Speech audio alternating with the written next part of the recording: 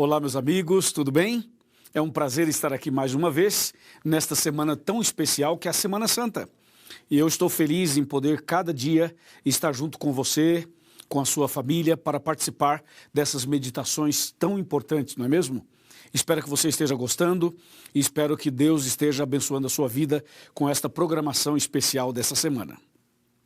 É o seguinte, hoje nós vamos tratar de um assunto muito importante. Eu quero que você, por favor, preste muita atenção, pegue a sua Bíblia, se tiver alguma coisa aí perto de você, tirando a sua concentração, ajusta isso, resolva isso e concentre-se comigo aqui, porque eu tenho certeza absoluta que esta mensagem será importante para você no dia de hoje, tá bom? O tema que nós vamos tratar é as três cruzes, por isso é um assunto que merece toda concentração. Eu convido você agora para orar comigo. Oremos. Senhor, nosso Deus e nosso Pai, nesse momento vamos meditar na Tua Palavra e não podemos fazê-lo sem antes pedir a Tua bênção, a Tua direção e o poder do Espírito Santo. Abençoe essa pessoa que está ligada agora, que está acompanhando esta semana especial, especialmente hoje. Eu entrego em Tuas mãos, em nome de Jesus. Amém. Amém. Bom, já sabemos o tema, já sabemos que estamos numa semana especial, restaurados em Cristo, e eu gostaria de, logo de início, já ler o texto bíblico para você. Lucas, capítulo 23, de 39 a 43, que diz assim: Um dos malfeitores crucificados blasfemava contra ele, dizendo: Não és tu o Cristo? Salva-te a ti mesmo e a nós também. Respondendo-lhe, porém, o outro, repreendeu-o, dizendo: Nem ao menos temes a Deus, estando sob igual sentença? Nós, na verdade, com justiça, porque recebemos o castigo que os nossos atos merecem. Mas este nenhum mal fez. E acrescentou: Jesus, lembra-te de mim quando vieres no teu reino. Jesus lhe respondeu: Em verdade te digo hoje, estarás comigo no paraíso. Que texto impressionante. Quando você lê a Bíblia, você tem que ler com concentração, com atenção, e aí você tem que procurar analisar cada detalhe. Somente a leitura já é uma leitura cheia de detalhes. E agora nós vamos então meditar nesse texto tão precioso. É o seguinte, a Bíblia Sagrada conta que Jesus veio a esse mundo com o objetivo de salvar a humanidade.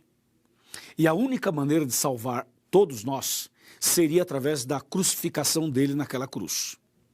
E Jesus então veio aqui, conforme diz Gálatas 4, verso 4, na plenitude dos tempos, ou seja, de acordo com a profecia. Ele veio, nasceu da Virgem Maria, pelo poder do Espírito Santo, e tornou-se um de nós, Emanuel, Deus conosco.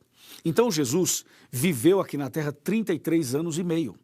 Durante todo esse período que Jesus viveu aqui, ele viveu entre os pecadores, se aproximou das pessoas mais rejeitadas e abandonadas desse mundo, deu atenção para pessoas que não eram queridas pela sociedade, pessoas que eram rejeitadas e humilhadas. Jesus foi lá, deu atenção, abençoou, curou, restaurou e atendeu pobre, rico, atendeu homem, mulher, atendeu pessoas que eram líderes e pessoas que eram lideradas, atendeu gente famosa, gente anônima. Jesus passou o seu ministério inteiro em contato com o ser humano pecador. E Jesus, quando morreu entre dois ladrões. Isso chama atenção. Sabe por quê? Porque naquela cruz do meio, onde Jesus foi crucificado, era para estar, a princípio, Barrabás. Barrabás era o chefe de uma quadrilha, podemos assim dizer. E aqueles dois ladrões que morreram ao lado de Jesus eram membros dessa quadrilha de Barrabás.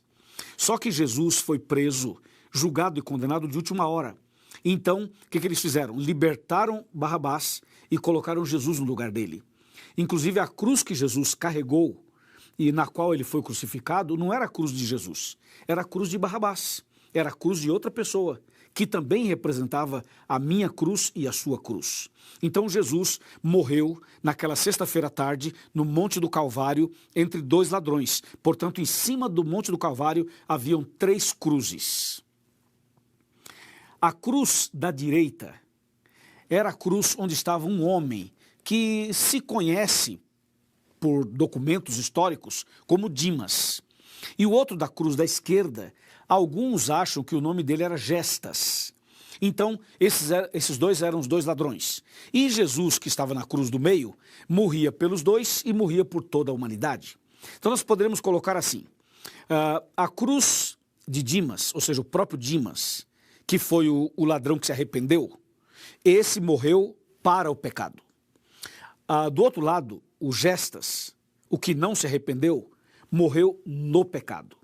E Jesus Cristo, na cruz do meio, morreu pelos pecados dos dois, pelos meus, pelos seus e pelos pecados de toda a humanidade. Então fica assim, um ladrão morreu para o pecado, o outro ladrão morreu no pecado, e Jesus morreu pelos pecados. O que isso significa? Atenção, significa que morrer para o pecado significa abandonar o pecado, significa se arrepender, significa reconhecer e aceitar Jesus como Salvador e reconhecer que você é pecador, que você necessita de Jesus. Então aquele ladrão, ele morreu para o pecado. Ele na cruz se arrependeu, na cruz ele aceitou Jesus. Morrer para o pecado é morrer salvo, é morrer arrependido, é morrer nos braços do Pai, é morrer, mas antes de morrer, entregar o coração ao Senhor. Morrer para o pecado é morrer salvo. Mas do outro lado estava o Gestas, que morreu no pecado. Significa que morreu perdido, morreu sem se arrepender, morreu sem aceitar Jesus, morreu sem a salvação. Entendeu ou não? Morreu no pecado, morreu perdido. Agora, o que chama atenção na história desses dois homens é o seguinte, tanto o Dimas quanto o Gestas estavam à mesma distância de Jesus.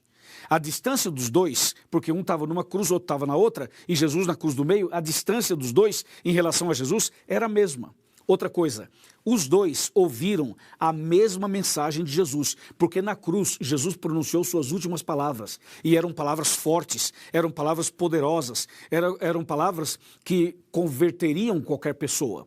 E os dois ouviram a mesma mensagem, viram a mesma cena, sentiram o mesmo clima, estavam no mesmo ambiente, estavam na montanha, no Monte do Calvário, ao lado de Jesus, ao lado do Salvador, ao lado da salvação, os dois, bem perto de Jesus, só que tivemos reações diferentes. Um aceitou, o outro rejeitou. Um foi salvo, o outro se perdeu. Um reconheceu, o outro não reconheceu.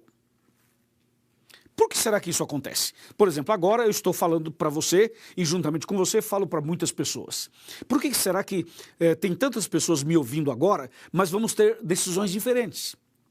Reações diferentes. Eu vou fazer um apelo já já e você vai perceber, um vai aceitar, o outro vai rejeitar. Um vai entregar, o outro vai ficar na dúvida. Ou seja, todos estão ouvindo a mesma palavra, o mesmo sermão, a mesma mensagem, extraída da mesma Bíblia, mas as pessoas têm reações e decisões diferentes. Isso realmente é impressionante. Claro que também tem a ver, óbvio, com o livre-arbítrio que todos nós temos para aceitar ou para rejeitar. Mas é impressionante que a mensagem ela vem igual para todo mundo, mas as pessoas reagem e decidem de maneira bem diferente. Aqueles dois homens estavam com a maior chance da vida nas mãos. O que você faria se você estivesse morrendo ao lado de Jesus, tendo a chance de aceitá-lo como Salvador e morrer salvo? O que você faria? Se você tivesse essa chance que os dois ladrões tiveram, qual seria a sua atitude? O que você faria naquela hora? Eu tenho certeza que você aceitaria Jesus. Eu também aceitaria. Mas a gente fala isso hoje pelo que a gente conhece, a Bíblia e tal. Aquele contexto era um outro contexto em relação aos dois homens. Mas que os dois tiveram a grande chance da vida, sim, eles tiveram. Agora, tão perto do Salvador para um e tão longe da salvação. Tão perto do céu e indo para o inferno. Tão perto da verdade e agindo como uma atitude de mentira. Não é verdade? Mas, por outro lado, uma pessoa se arrependeu, uma pessoa se converteu, uma pessoa se entregou. Aconteceu assim, ou mais ou menos assim. Jesus estava na cruz do meio, então um ladrão, o que não se arrependeu, o que morreu perdido, ele se dirigia a Jesus e falava assim, aí, você é Jesus? Aí, você não é o Salvador? Você não é o Messias? Então vai, prova que você é, desce da cruz, faça um milagre, salva você mesmo e salva nós também, dizia o ladrão que não se arrependeu. Olha que coisa. Por outro lado, o outro se dirigiu a ele e falou assim, ei rapaz, fica quieto aí, cala essa boca. Como é que você fala isso de Jesus? Se alguém aqui merece morrer e passar pelo que estamos passando, sou eu e é você. Nós dois merecemos. Nós dois fomos bandidos a vida inteira. Nós dois tivemos problemas a vida inteira. Nós dois somos de uma quadrilha. Nós dois assaltamos. Nós dois usamos drogas. Então, se alguém aqui merece a morte, sou eu e é você. Agora, esse homem que está aqui do meu lado, nenhum mal ele fez. E quando ele falou assim, nenhum mal ele fez, o clima mudou. O clima mudou no Monte do Calvário. Então ele se dirige a Jesus e diz assim, Jesus, lembra-te de mim quando vieres no teu reino. Que impressionante. Que impressionante. Olha o que ele falou para Jesus. Aí Jesus se dirige a ele e diz assim, em verdade te digo hoje, você vai estar comigo no paraíso. Eu garanto a tua salvação. A partir de hoje você está salvo. Você vai estar comigo no paraíso.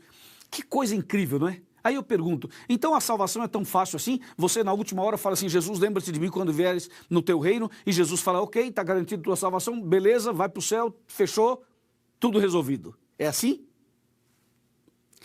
Que coisa, né? Agora, para entender isso daqui, tem que analisar a frase do ladrão arrependido. A frase foi a seguinte, Jesus, lembra-te de mim quando vieres no teu reino. Vamos analisá-la. Olha só. Ele se dirige a Jesus e fala assim, Jesus, como é que ele sabia que aquele homem ali era Jesus Cristo, o Salvador? Porque Jesus significa Salvador e Cristo significa ungido. Quando ele fala Jesus, ele está dizendo assim, eu sei quem você é, eu conheço você, eu já ouvi muito de você, eu sei que você é Jesus, sei que você é o Cristo, sei que você é o Salvador, sei que você é ungido, eu sei quem você é. Então ele fala Jesus, reconhecendo aquele homem como o salvador da humanidade.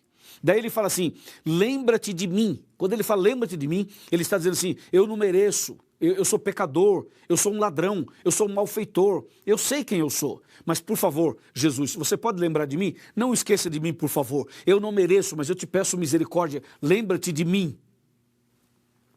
E ele continua. Ele fala, lembra-te de mim quando vieres. Aí isso é, como diz em espanhol, é demasiado para mim. Como é que ele fala, lembra-te de mim quando vieres? Vem cá, esse ladrão arrependido, como é que ele sabia que Jesus iria voltar? Ele fala, quando vieres? Interessante, mas Jesus não estava do lado dele morrendo? Sim, estava. E como é que ele sabia que aquele homem, Jesus, que estava do lado dele morrendo, iria voltar? Você viu que ele fala assim, Jesus, lembra-te de mim quando vieres. Então ele sabia que Jesus um dia voltaria. E da onde ele tirou isso? Como é que ele aprendeu isso? Ele fala, lembra-te de mim quando vieres. Ele sabia sobre a volta de Jesus. Ele sabia que Jesus um dia voltaria. Isso é impressionante, não é? Isso é emocionante, você não acha? E ele finaliza a fala dele dizendo assim, lembra-te de mim quando vieres no teu reino.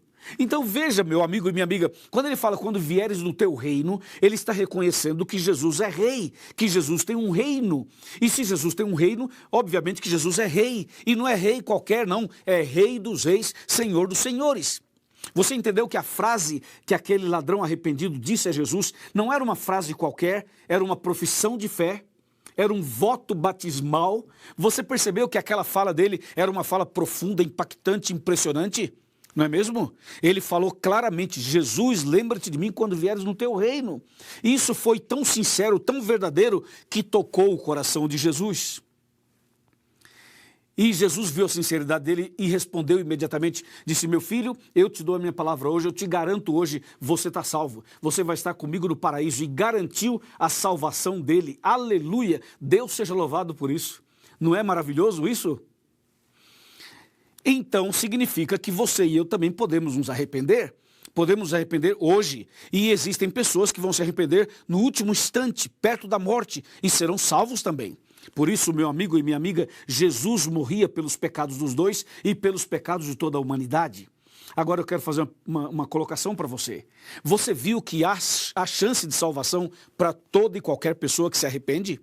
Pode ser um ladrão, pode ser um sequestrador, pode ser uma pessoa que está envolvida com drogas, pode ser um traficante, pode ser um rico, pode ser um pobre, pode ser um evangélico, um católico, um espírita, um ateu, um agnóstico, um muçulmano, um budista, um judeu, pode ser um hindu, seja lá quem for, não importa quem você é, o que você fez, por onde você andou, o quão distante você andou, saiba de uma coisa: Jesus olha para você nesse momento e diz assim: meu filho, eu te garanto, você vai estar comigo no paraíso. Mas para Jesus falar isso para você, você precisa se arrepender, você precisa reconhecer Jesus como seu Salvador, você precisa ter essa crença, essa fé desse homem. Quando ele diz: Jesus, lembra-te de mim quando vieres no teu reino, você precisa reconhecer quem é Jesus, aceitar Jesus. Você precisa também reconhecer quem é você, o seu pecado, a sua fragilidade, a sua pequenez, o seu estado miserável de pecador. Tem que reconhecer e tem que saber que Jesus, que morreu na cruz, é o seu Salvador, é o ungido de Deus, Salvador da humanidade, e que ele vai voltar em breve para nos buscar. Você crê nisso? Você aceita isso? Se você crê na palavra de Deus, nas doutrinas bíblicas, nas verdades bíblicas, se você crê de todo o seu coração, então hoje você pode dizer como este homem: Jesus, lembra-te de mim quando vieres no teu reino. Ele vai lembrar de você, ele vai te dar o perdão e a salvação. Amém? Amém. Isso é extremamente importante, isso é indispensável. Então Jesus garantiu a salvação daquele homem. Aquele homem se arrependeu, morreu para o pecado. Mas o outro morreu perdido, morreu no pecado, porque não quis, não aceitou. Eu pergunto: e você? E você, se você tivesse que morrer hoje, se você morresse hoje, se hoje fosse seu último dia na terra, você morreria para o pecado ou morreria no pecado? Você morreria salvo ou morreria perdido? Você estaria em Cristo ou estaria sem Cristo? Como seria a sua situação se hoje fosse seu último dia na terra? Você não quer agora aproveitar esse momento e tomar uma decisão e cair de joelhos e falar: Senhor, lembra-te de mim quando vieres no teu reino? Você não quer ser restaurado em Cristo e por Cristo? Você não quer hoje fazer uma decisão como você nunca fez na sua vida? Você não quer hoje abrir o seu coração e falar: Senhor, eu não mereço, eu sou pecador, eu já fiz isso, já cometi tal pecado, mas hoje eu quero começar uma vida nova. Você aceita? Se você aceita, abra o seu coração, levante a sua mão e nós vamos ajudar você, e você vai ser um grande vencedor, uma grande vencedora. Se você assim deseja, se você assim quer, feche os seus olhos, eu vou orar por você. Meu Deus e meu Pai, nesse momento eu entrego essa pessoa nas tuas mãos. Ela acaba de tomar a decisão, e naquele dia final, que ela esteja entre os salvos e receba a coroa da vida eterna. Eu entrego nas tuas mãos esta pessoa. Em nome de Jesus, amém.